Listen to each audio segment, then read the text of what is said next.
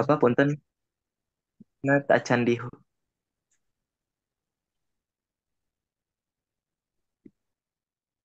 mic-nya belum dinyalain, Pak. Maaf.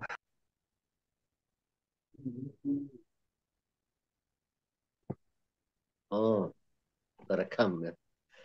Bismillahirrahmanirrahim. Assalamualaikum warahmatullahi wabarakatuh. Waalaikumsalam Waalaikumsalam warahmatullahi wabarakatuh. Alhamdulillah allazi la na'budu illa iyyah wa la nasta'inu illa bih. Ahmaduhu subhanahu wa huwa rabbun la rabba siwa. Wassalatu wassalamu ala rasulillah Rasulil huda wal rahma wal insaniyah wa ala alihi wa ashabihi wa man tabi'ahuda. Para ustadz, para dosen dan juga anak-anakku sekalian, mahasiswa IPAI yang saya hormati, mengawali kajian ini, mari kita bersyukur. Bersyukur dalam arti al-i'tizaz billah, kata Imam Ghazali. Syukur itu al-i'tizaz billah, merasa bangga dengan Allah. Lal i'tizaz bin nafsi, bukan merasa bangga dengan diri. Tapi segala sesuatu yang kita miliki, diri, kecerdasan, sehingga membuat bangga, tapi lebih dulu bangga kepada Allah, bukan bangga pada diri. Setidaknya kita masih dipertemukan oleh Allah pada forum ini. Ini juga adalah karunia Allah, rahmat Allah. Walaula fadlullahi alaikum wa rahmatuh ma zaka minkum min ahadin abada. Kalau bukan karena rahmat karunia dan karunia Allah, tidak akan bisa seorang pun di Aratamu melakukan sesuatu yang memperbaiki diri, membersihkan diri. Walaula fadlullahi alaikum wa rahmatuh lattaba'tumus syaitan.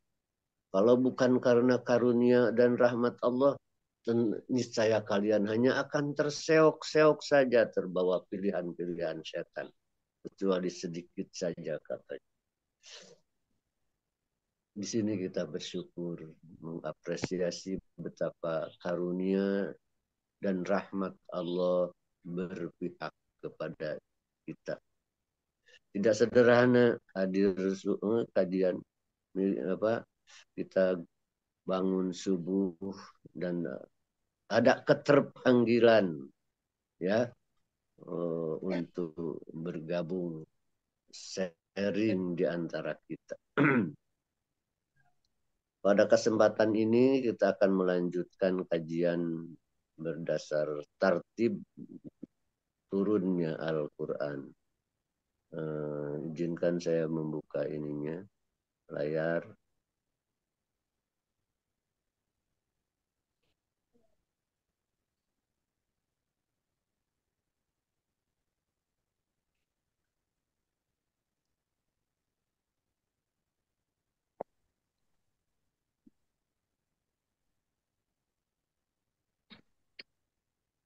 Udah muncul kira-kira?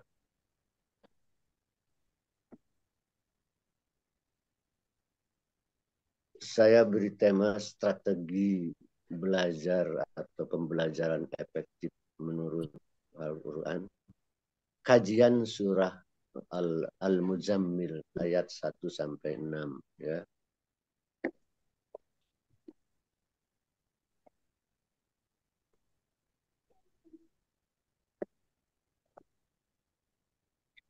Surat Al-Muzammil ini artinya Al-Muzammil yang berselimut ya. Sedang apa Allah dengan memanggilnya ya? Al-Muzammil, wahai orang yang berselimut. Ternyata ini adalah panggilan yang penuh kasih sayang. Panggilan yang penuh kelembutan. Ya. Orang Arab biasa memanggil seseorang dengan kelembutan itu dengan mengungkapkan keadaan yang sedang dialaminya. Kenapa Abu Hurairah terkena jadi nama Abu Hurairah? Itu karena dia saat itu senang gitu, suka membawa anak kucing gitu. Karena itu merupakan kesukaannya, maka Rasulullah memanggil Abu Hurairah. Ya.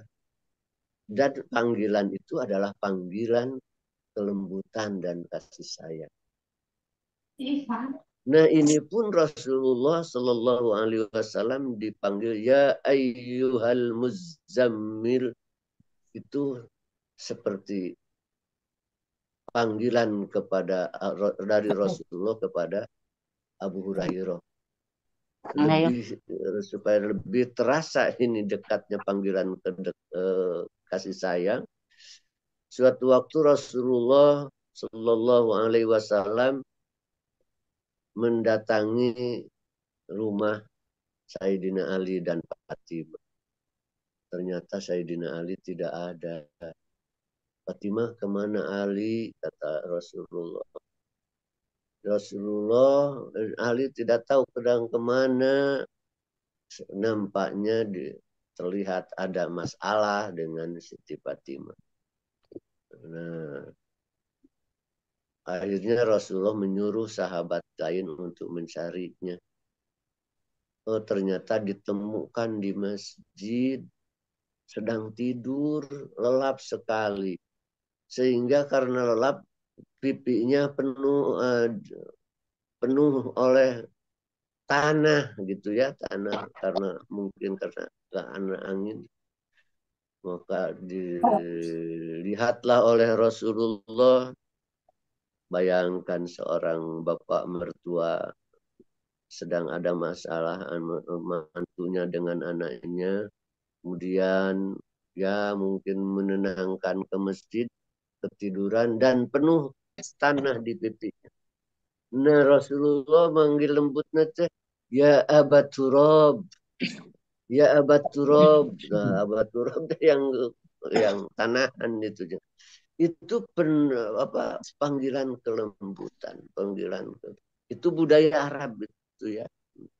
Maka begitu juga panggilan kepada Rasulullah Sallallahu Alaihi Wasallam, ya seperti itu. Jadi ini ungkapan yang penuh kasih sayang. Sebelum melanjutkan ada qumil laila illa qalila. Kalau dihubungkan dengan surat sebelumnya dengan panggilan yang sama,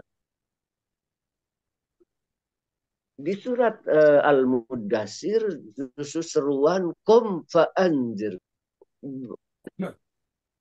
Seruan untuk bersosialisasi, untuk mengingatkan dengan cara-cara penampilan yang dijelaskan di sana. Jadi aktivitas sehari-hari, aktivitas langsung berkomunikasi dengan masyarakat. Qum fa'anzir, bangun. Nah di sini sama qum juga, tapi sisi lain. Ini merupakan satu strategi bahwa tatkala seseorang dibina di keterampilannya, kecerdasannya, maka perlu ada pembinaan, bimbingan pembinaan untuk ibadah. Umil laila illa qalila, ya. Ya majamin sudah.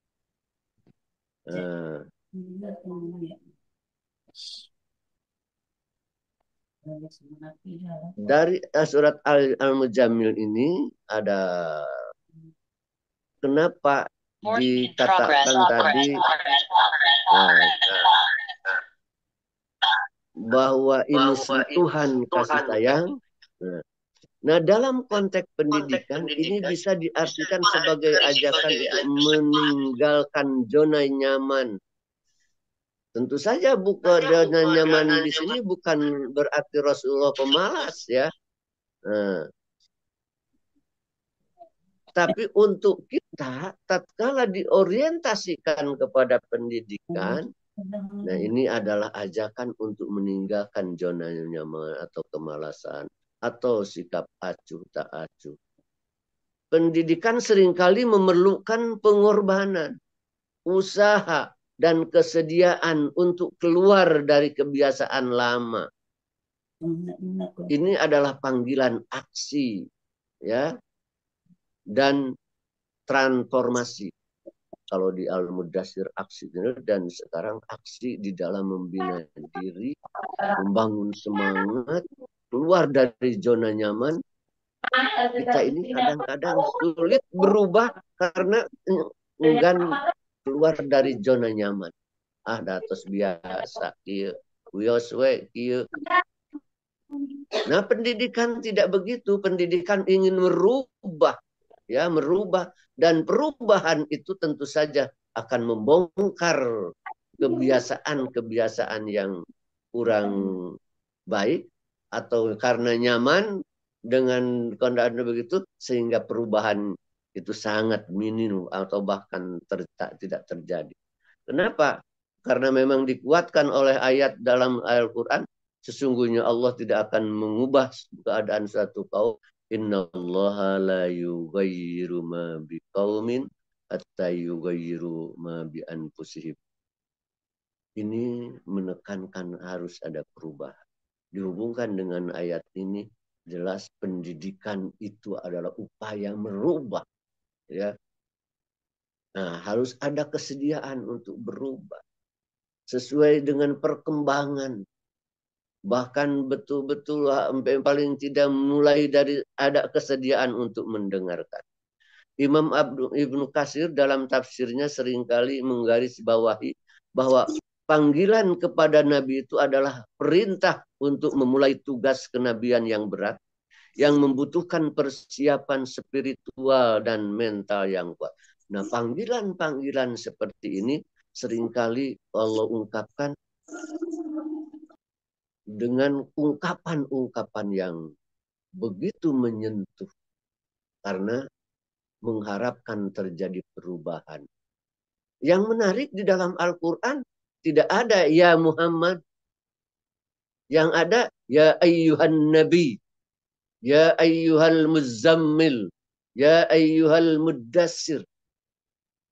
Silakan cari dalam Al-Quran tidak ada ya Muhammad. Tapi kalau sebutan Muhammad bukan dalam konteks panggilan ada. Ya ayyuhan nabi, ya ayyuhal muddassir. Nah, itu apa? Karena seakan-akan Allah tidak berkenan memanggil nama langsung, tapi dengan jabatan. Itu karena apa? Pengakuan dan penghargaan Allah kepada beliau. Dalam pendidikan ini berarti menyiapkan diri untuk tantangan dan tanggung jawab yang lebih. Sebab setiap hari perubahan terjadi, maka harus disiapkan. Qumil laila illa qalila, bangunlah untuk sholat di malam hari, kecuali sedikit saja. Dalam perspektif pendidikan ini mengajarkan tentang disiplin diri dan pemanfaatan waktu. Malam hari saat kebanyakan orang tidur adalah waktu yang sangat istimewa untuk beribadah dan merenung. Dalam pendidikan ini mengajarkan pentingnya disiplin belajar bahkan di waktu-waktu yang tidak populer atau saat orang lain beristirahat. Ini adalah tentang mengoptimalkan waktu yang paling efektif untuk konsentrasi dan introspeksi. seperti tadi saya katakan di surat Al-Mudassir, aksi, sosialisasi, dakwah langsung ini. Nah, aktivitas itu berat. Nanti di ayatnya setelah di ayat ke-7, innalaka fin nahari sabhan tawila. Di siang itu kamu punya aktivitas yang banyak dan berat. Nah, itu hampir-hampir tampil sebagai alasan dari 5-6 ayat awal ini. Kenapa harus begitu? Sebab di siang hari memiliki aktivitas yang panjang, yang banyak. Sabhan, istilahnya sabhan, berenang ya. Sabhan itu berenang. Tapi untuk mengungkapkan aktivitas, artinya betapa beratnya beraktivitas di siang hari itu, seakan-akan kita berenang. Perlu penyeimbangan, kekuatan fisik, pernapasan kan. Nah, ini pun begitu. Di malam hari harus bangun, hanya sisakan nafas sedikit. Untuk apa? Untuk memiliki kekuatan di saat tampil di siang hari. Ayat lain diungkapkan, dan pada sebagian malam, wa minal laili fatahajjad bihi nafilatan lak. Di ayat lain, wa minal laili fatahajjad bihi nafilatan lak. Dan dari sebagian malam silahkan sholat tahajud. Ya. Ayat ini secara eksplisit mengaitkan bangun malam dengan pencapaian derajat terpuji. Ya, ayat ini. Yang dalam konteks pendidikan dapat diartikan sebagai keunggulan dan kesuksesan. Asa ayyab asa rabbuka maqamam mahmuda. Tuh. Jadi kemuliaan yang hakiki kecuali melalui aktivitas siang, aktivitas malam juga justru lebih diharapkan. Banyak ulama seperti Imam Syafi'i menekankan pentingnya bangun malam untuk belajar dan menghafal ilmu. Mereka meyakini bahwa konsentrasi dan pemahaman di waktu sepi malam lebih optimal. Imam Ghazali pun dalam Ihya'nya juga banyak membahas tentang keutamaan Qiyamul Lail sebagai sarana penyucian jiwa dan pencerahan akal. Jadi keseimbangan kita beraktivitas siang yang dianalogikan sebagai berenang itu betul-betul ada hubungannya dengan sejauh mana kita bangun malam, ibadah malam. Keterkontrolan kita, keseimbangan, kekokohan berdiri di siang hari ada hubungannya dengan ibadah malam bagi orang yang beriman. Nisfahu awin kusmin hokola, setengah malam itu atau sekurangnya sedikit, awjid atau tambah. Ayat ini memberikan pelajaran tentang fleksibilitas disiplin. Nah, kita mendapatkan bimbingan, ada fleksibilitas disiplin dan metode belajar yang efektif. Meskipun ada perintah untuk bangun malam, Allah memberikan kelonggaran durasinya, separuh, kurang sedikit, atau lebih. Ini menunjukkan bahwa pendidikan harus mengakomodasi kapasitas individu, tidak membebani di luar batas, namun tetap mendorong optimalisasi. Nah, tentu saja yang kalau awal mah ya kamu 2 rakaat saja ya, gitu ya. Awal-awal jangan langsung sekaligus banyak, itu tidak akan kuat. Kalau mau memulai, bimbing dengan pikirannya, niatnya. Nah, itu perlu dibimbing. Niatnya harus terus. Sebab setelah 1 minggu bisa tahajud umpamanya 2 rakaat, itu akan ada tantangan yang lebih berat, bisa jatuh, lepas, bisa semakin kuat kesananya. Nah, ini menunjukkan ada fleksibilitas ini.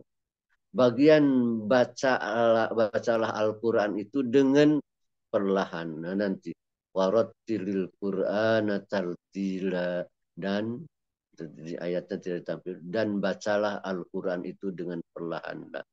Maksudnya bacalah Al-Quran itu dengan perlahan, tartil, adalah inti dari metode belajar yang efektif. Tartil bukan hanya tentang melafalkan, tapi juga merenungkan, memahami, dan menghayati. Ini adalah penekanan pada kualitas di atas kuantitas.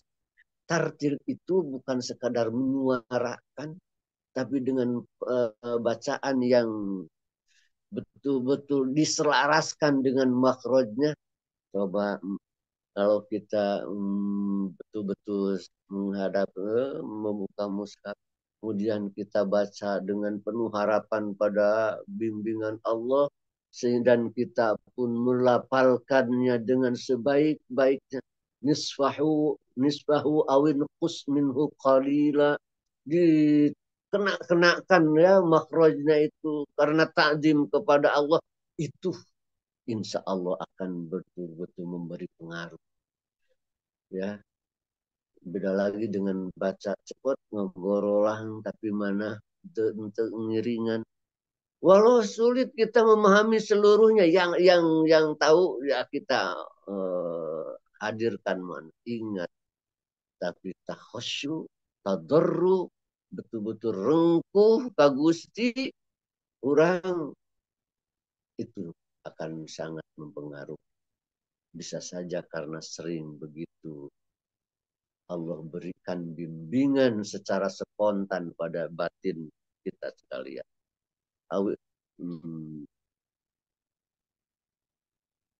Inna sanulqi alaika qaulan sakila. Kenapa begitu? Tadi sebab kata Allah, inna sanulqi alaika qaulan sakila. Sungguhnya kami akan menurunkan kepadamu perkataan yang berat. Ini kebanyakan menafsirkan, banyak yang menafsirkan ini maksudnya Al-Quran, ya. Atau kata yang berbobot tatkala dihubungkan atau dikenakan kepada semuanya. Para praktisi pendidikan, ayat ini mengajarkan tentang kesiapan menghadapi tantangan dan tanggung jawab besar. Perkataan yang berat di sini adalah wahyu dan tugas kenabian. Dalam pendidikan ini melambangkan bahwa ilmu pengetahuan yang tinggi atau tanggung jawab yang besar akan datang dengan beban dan konsekuensi yang sepadan. Pendidikan mempersiapkan individu untuk menghadapi realita yang kompleks dan berat. Ini juga menekankan bahwa ilmu yang bermanfaat adalah ilmu yang disertai dengan amal dan tanggung jawab. Secara lebih umum, kita lihat ada hubungannya dengan ayat ini. Dan katakanlah, waqur rabbir jidni ilma. Waqur dalam Al-Quran, waqur rabbi jidni ilman. Permintaan ilmu ini bukan hanya untuk kepuasan pribadi, tapi juga untuk menghadapi amanah yang akan datang. Para ulama salaf banyak yang berpendapat bahwa ilmu yang bermanfaat itu adalah ilmu yang diamalkan dan membawa maslahat. Semakin tinggi ilmu seseorang, semakin besar juga tanggung jawabnya untuk mengamalkan dan menyebarkannya yang benar. Imam Malik pernah berkata, ilmu itu cahaya, dan cahaya tidak akan masuk ke dalam hati yang lalai. Ini mengisyaratkan bahwa ilmu yang berat membutuhkan hati yang siap, dan ilmu itu cahaya. Ya. Bagaimana mungkin ilmu yang cahaya dan kemuliaan itu bisa masuk ke hati yang lalai? Yang lalai itu tidak pikiran kemana saja. Apalagi kalau hati kita masih dipenuhi dengan kebingungan-kebingungan, atau bahkan apalagi kalau ada kebencian kepada yang lain, wah itu semakin jauh itu cahaya itu. Sehingga kadang-kadang umpamanya membaca Al-Quran karena kebencian ke seseorang ingin membalas, wah itu bukan mendekatkan, bahkan menjauhkan. Jadi sebelum baca Al-Quran itu ada baiknya tentu saja bersuci. Kemudian menata hati. Ingin apa kita baca Al-Quran ini? Ingin mendapat cahaya Allah. Supaya kita jadi hamba Allah terbaik. Kalau sudah biasa baca Al-Quran, biasa kadang-kadang ngegorolang saja, begitu saja. Sekarang coba disiapkan pikirannya, hatinya, niatnya. Ya, seakan-akan kita ini ngobrol dengan Gusti Allah yang Maha Suci. Tatkala baca Al-Quran. Betapapun tidak mengerti, kalau kita apresiasi, kita sedang ngadehes di payunan Gusti. Bacaannya ditartilkan, makhrajnya diupayakan, tajwidnya dilurus-luruskan. Sehingga kalau salah sering diulangi karena takut malah jadi dosa. Pelan saja. Ini akan memberikan bekas. Bisa saja. Karena itu Al-Quran kata-kata yang berbobot kaulan sakira, kemudian memberikan bobot juga kepada pribadi kita. Tatkala bicara ada bobot yang terasa oleh yang mendengarkan. Inna nasyi'atal laili asyaddu wat'an wa aqwamu qila. Nah, sesungguhnya yang bangun malam adalah lebih untuk khusyuk dan bacaan di waktu ini lebih berkesan. Kenapa malam? Ya, karena ini kata Al-Quran. Kalau kita belajar malam, ibadah malam, ya, itu akan mendapatkan kekhusyuan yang lebih, ya, mendapatkan kesan yang lebih kuat. Nah, ayat ini merupakan penegasan akan efektivitas lingkungan belajar dan kondisi psikologis secara optimal. Secara umumnya mah begitu, ya. Ayat ini isyarat bahwa kita baru menata lingkungan waktu yang lebih bagus. Di sini malam. Waktu malam memberikan ketenangan dari hiruk-pikuk dunia. Sehingga konsentrasi khusyuk menjadi lebih mudah tercapai. Lebih berkesan, menunjukkan bahwa apa yang dipelajari atau diresapi di waktu malam itu akan lebih mendalam pengaruhnya. Ini adalah pelajaran tentang pentingnya menciptakan kondisi belajar yang kondusif, baik secara fisik maupun secara mental. Seperti mencari waktu optimal untuk kegiatan intelektual dan spiritual. Secara umum, ayat ini mengisyaratkan pentingnya waktu yang paling kondusif, yang paling baik, ya, dicari. Dan ini pentingnya pendidikan mengkondisikan waktu belajar yang lebih baik, ya, lebih berkesan. Ini adalah pelajaran tentang pentingnya menciptakan kondisi belajar yang kondusif, baik secara fisik maupun secara mental, serta mencari waktu optimal. Waktu malam adalah waktu paling indah. Artinya kita harus mengkondisikan. Kalau siang, nah, mengkondisikan peserta didik pada kondisi yang sama. Kondisi yang mengagungkan Allah. Dalam hal ini saya sering mengangkatnya menjadi menghadirkan niat. Bapak-bapak. Menghadirkan niat itu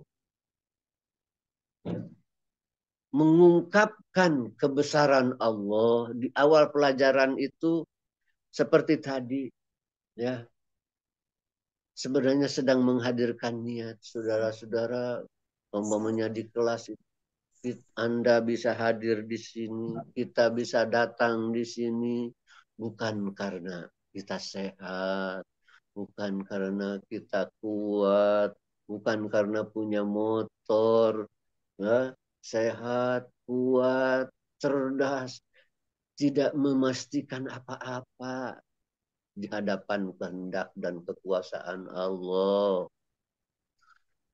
Kita datang ke sini hakikatnya hanya karena bimbingan dan pertolongan Allah. Kita selamat dari tempat kosan ke tempat kuliah, sekalipun cuma berjalan kaki, itu bukan karena kita sepenuhnya karena kita sehat, tapi karena rahmat dan pertolongan Allah. Maka bersyukurlah. Nah, itu menciptakan kondisi batinnya siswa supaya pada mulai belajar itu ada pada kondisi yang sama, yakni sedang mengagungkan Allah.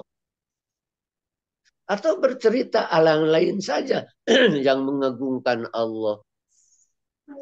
Terjadi bahaya besar. Tabrakan elep yang penuh padat dengan penumpang. Semuanya banyak terluka. Tapi kenapa ada bayi tidak terluka? Bahkan ada di bawah jok katanya, tapi tidak terluka.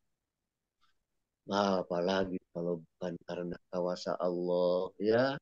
Nah, dihadirkan itu keagungan Allah itu di awal pembelajaran supaya tatkala mulai pembelajaran apapun bisa ditransfer jadi cahaya Allah. Karena sekali lagi ilmu itu cahaya, dan cahaya akan masuk ke hati tatkala hatinya siap menerima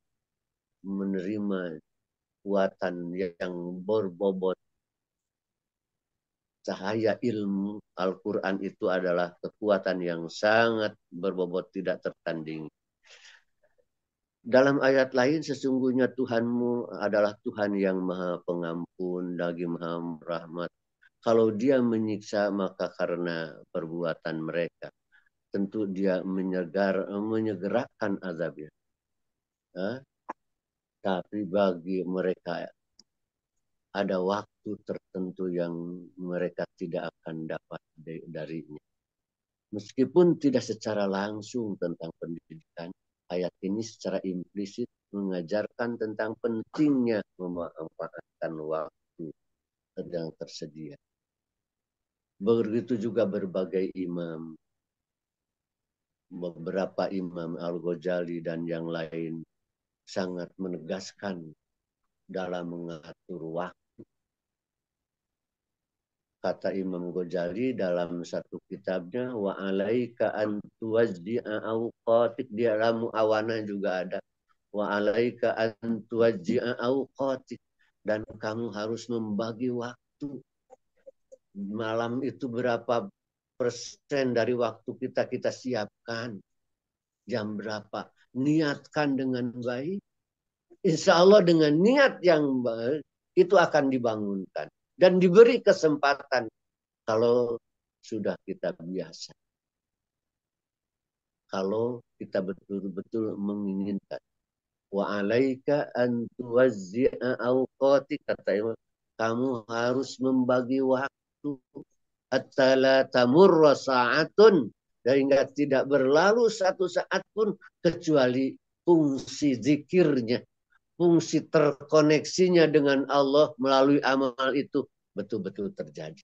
Mengerjakan apapun, tapi hati terkoneksi kepadanya. Nah, untuk supaya memiliki kekuatan itu, Allah bimbing. Di dalam kegelapan malam itulah kita bisa berinteraksi lebih dalam, bisa membaca ayat lebih syahdu rasanya, bisa merenungkan, melihat diri kita, sehingga kita melihat diri kita itu bukan orang yang sudah baik. Kita akan merasa lebih banyak kurangnya. Ya Allah, padahal saya usia udah sekian, tapi masih begini. Itu penting, itu akan teralami. Semakin dekat seseorang dengan Allah, bukan semakin merasa lebih baik. Semakin dekat seseorang dengan Allah, justru akan semakin merasa kurang. Merasa kurang. Sehingga mungkin saja karena merasa kurang di berbagai kesempatan istighfar. Astagfirullahaladzim wa atubu ilaih. La haula wa la quwata illa billah. Wah, sudah dibaca setiap. Karena sekali lagi, tatkala seseorang semakin baik, semakin dekat dengan Allah, bukan semakin merasa hebat, bukan semakin merasa bisa, bukan semakin merasa punya, justru semakin merasa tidak punya apa-apa, semakin merasa kurang dan lemah, maka la haula wala quwata illa billah. Karena ingin lebih baik, tapi tidak berdaya. La haula wala quwata illa billah. Bagaimana kita mengisi malam-malam yang Allah sediakan ini di tengah seperti lu? Bisakah menjadi kebiasaan? Sudah jadi kebiasaan atau mana? Mengapa kita introspeksi membaca? Sama-sama kita mengintrospeksi diri. Sejauh mana kita bisa melaksanakan? Kalau sudah bisa melaksanakan, sejauh mana kehusuan? Kalau sudah ada khusyuk, apa sih yang hadir di pikiran kita? Ingin apa waktu sholat itu? Itu akan beda-beda. Hanya pastikan tatkala semakin baik sholat kita, semakin dekat hubungan pikiran kita, artinya membaca zikir itu langsung betul-betul terarah kepadanya dan tergantung kepadanya, itu akan tidak akan merasa lebih baik. Semakin kurang, semakin kurang. Kata Imam Syafi'i, arfa'un nasi qadran man la yara qadra. Manusia tertinggi derajatnya adalah manusia yang tidak melihat, mampu melihat kadar dirinya. Manusia yang paling banyak keutamaannya, manusia yang tidak mampu melihat keutamaan pada dirinya. Semakin dekat, semakin mulia, itu berarti semakin dekat dengan Allah.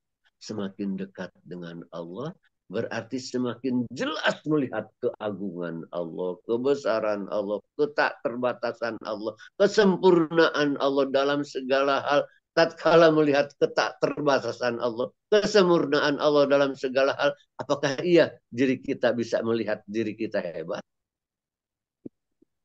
Semakin kecil diri kita di hadapannya, maka akan berkonsekuensi kita dalam penataan amal kita di hadapan orang-orang lain. Demikian yang bisa dijelaskan. Kesimpulannya dari perspektif pendidikan, surah Al-Muzammil ayat 1-6 adalah semacam kurikulum pendidikan spiritual dan intelektual yang komprehensif. Ayat ini mengajarkan inisiatif dan bangkit dari kemalasan. Pendidikan dimulai dengan kemauan untuk bertindak dan meningkatkan zona nyaman. Ketiganya disiplin diri dan pemanfaatan waktu optimal. Waktu betul-betul diatur, ditata, dibagi. Jangan dengan apa dan bagaimana saja kebetulannya. Oh, itu tidak punya rencana. Fleksibilitas dan kualitas dalam pembelajaran menyesuaikan metode belajar dengan kapasitas individu. Kesiapan menghadapi tanggung jawab, ilmu dan posisi yang tinggi datang dengan amanah yang besar yang membutuhkan persiapan mental. ilmu, kita tahu itu, jadi ahli itu dengan menyertakan tanggung jawab yang besar. Ya. Pentingnya lingkungan dan kondisi belajar optimal. Kita harus mencari lingkungan, teman, atau tempat yang nyaman untuk memberikan perhatian yang jelas kepada Allah, kepada Qur'annya, dan lain-lain. Mudah-mudahan ada manfaatnya. Hadani Allah wa iyyakum ajmain. Wa rahimakumullah. Assalamualaikum warahmatullahi wabarakatuh. Waalaikumsalam Waalaikumsalam warahmatullahi warahmatullahi wabarakatuh. wabarakatuh. Wabarakatuh. Alhamdulillahirrahmanirrahim. Sebelumnya jazakumullah khairan katsiran kepada Bapak Dr. Kiai Haji A'am Abdus Salam MPD dan juga Bapak Ibu, Kang Teteh sekalian yang ikut serta menghadiri kajian subuh kali ini dan ikut serta untuk menyimak ya. Syukran. Alhamdulillah karena waktu sudah menunjukkan pukul 5 lebih 53 menit dan pun tadi dapat amanah ya dari Pak Kiai juga jam 6 harus berangkat lagi, Masya Allah. Maka dari itu, saya cukupkan saja untuk kajian tafsir Tarbawi untuk hari ini. Insya Allah nanti kita akan bertemu lagi di pertemuan selanjutnya ya, Insya Allah. Saya selaku moderator, mohon maaf bila ada kesalahan. Dan juga terima kasih sekali lagi. Saya cukupkan, kita tutup bersama-sama dengan membaca doa kifaratul majelis. Subhanakallahumma bihamdika. Subhanakallahumma bihamdika asyhadu an la ilaha illa anta astaghfiruka. Wallahu a'lam bishawab. Assalamualaikum warahmatullahi wabarakatuh. Waalaikumsalam Waalaikumsalam warahmatullahi warahmatullahi Warahmatullahi wabarakatuh. wabarakatuh.